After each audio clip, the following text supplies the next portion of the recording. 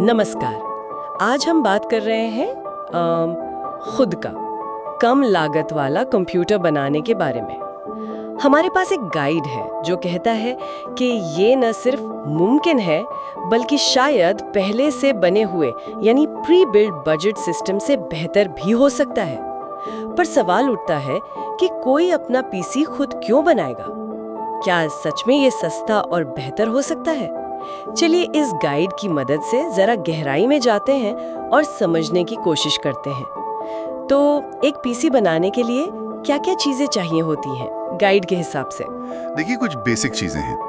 सबसे जरूरी है प्रोसेसर यानी सीपीयू, फिर मदरबोर्ड जिस पर सब कुछ लगता है, रैम यानी मेमोरी, स्टोरेज के लिए ड्राइव, आजकल एसएसडी ज्यादा चलते हैं, या फिर पुरानी एचडीडी भी, और इन सब को चलाने के लिए पावर सप्लाई यूनिट पीएसयू, और हाँ, इन सबको रखने के लिए एक केस। अच्छा, और हाँ, मॉनिटर, कीबोर्ड, माउस तो चाहिए ही होंगे, वो अलग से। बिल्कुल, वो तो पेरिफेरल्स हैं, वो अलग से लेने होते हैं। और गाइड बजट में रहने के लिए क्या कहता है? क्या सुझाव है उसके? सुना है पुराने या इस्तेमाल किए हुए पार्ट्स की बात करता है, जैसे AMD Ryzen 3 या Intel i3 प्रोसेसर। हाँ बिल्कुल, गाइड यही कहता है कि बजट कम रखने के लिए आप थोड़े पुराने सेकंड हैंड प्रोसेसर देख सकते हैं। Ryzen 3 या i3 काफी होते हैं रोज के काम के लिए। और रैम? कितनी रैम काफी है? गाइड के मुताबिक 8 GB रैम से शुरुआत कर सकते हैं। ब्राउजिंग, वर्ड प्रोसेसिंग, ये सब आराम से हो जाता है। अच्छा, और ग्राफिक्स कार्ड, GPU, वो तो महंगा होता है। हाँ, वही तो।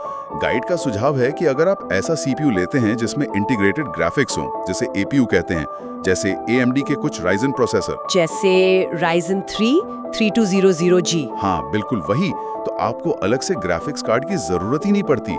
इससे काफी पैसे बचते हैं। और लागत कम रखने का एक और बड़ा तरीका जो गाइड बताता है वो है इस्तेमाल किए हुए या रिफर्बिश्ड पुर्जे खरीदना। रिफर्बिश्ड मतलब वो ठीक होते हैं? हाँ, मतलब उन्हें चेक करके ठीक करके बेचा जाता है।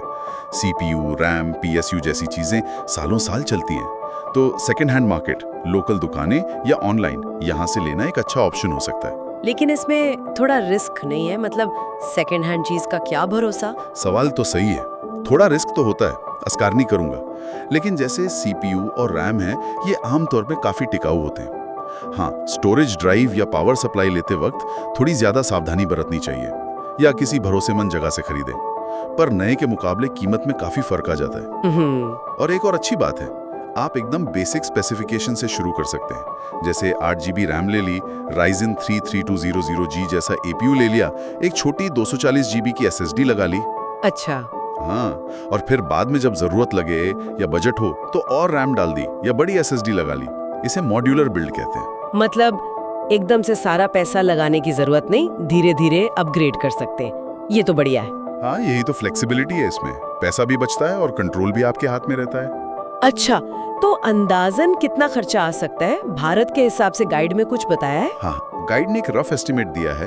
अगर आप इस्तेमाल किए हुए पार्ट्स जैसे प्रोसेसर, शायद मॉनिटर भी, और बाकी बेसिक नए पार्ट्स लेते हैं तो करीब मान के चलिए 15,000 से 18,000 के बीच एक ठीक ठाक पीसी तैयार हो सकता है। 15 से 18,000, इसमें सब कुछ आ जाएगा? हाँ, मतलब Ryzen 3 3200G APU, एक बेसिक सा A320 या A520 motherboard, 8 GB RAM, 240 GB SSD, एक 450 वॉट की ठीक ठाक PSU, साधारण सा केस, और हाँ, एक इस्तेमाल किया हुआ मॉनिटर।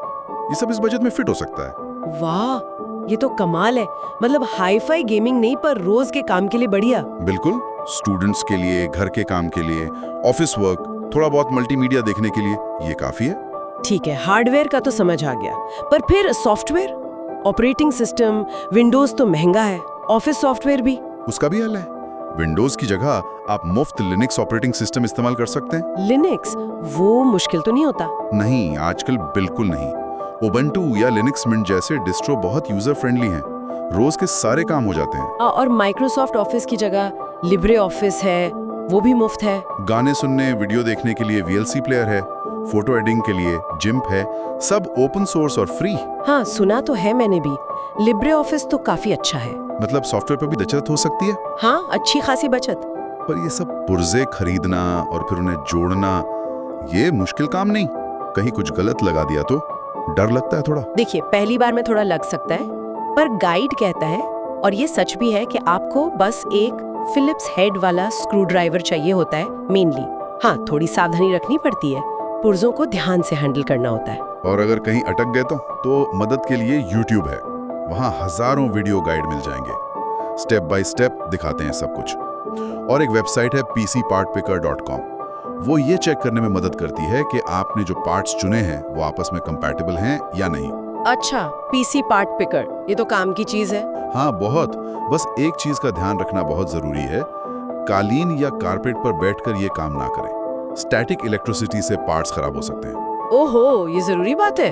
हाँ, या तो नंगे फर्श पर काम करें या फिर एक एंटी स्टैटिक रिस्ट स्ट्रैप पहन लें, वो सस्ता साथ है। तो संक्षेप में कहें तो ये गाइड यही दिखाता है कि कम बजट में अपना पीसी बनाना बिल्कुल संभव है। ना सिर्फ पैसे बचते हैं, बल्कि आपको अपनी जरूरत के हिसाब से मशीन बनाने की पूरी आजादी मिलती है, खासकर जब आप इस्तेमाल किए हुए पुर्जों और मुफ्त सॉफ्टवेयर का सही इस्तेमाल करते हैं। सही बात है, ये तो सीखने का भी एक अच्छा तरीका है। बिल्कुल, और ये हमें एक दिलचस्प सवाल पर लाके खड़ा करता है। हाँ, और वो सवाल हम अपने श्रोताओं के लिए छोड़ते हैं। चलिए, मान लिया कि आपने अपना पीसी बना लिया, पैसे भी बचा लिए, पर ये तो सिर्फ शुरुआत है। इस खुद से बनाई मशीन के साथ वो कौन से अनोखे प्रोजेक्ट्स या सीखने के अवसर हो सकते हैं जो शायद एक बने बनाए कंप्यूटर के साथ उतनी आसानी से न मिले? इस पर सोचिएगा जरूर।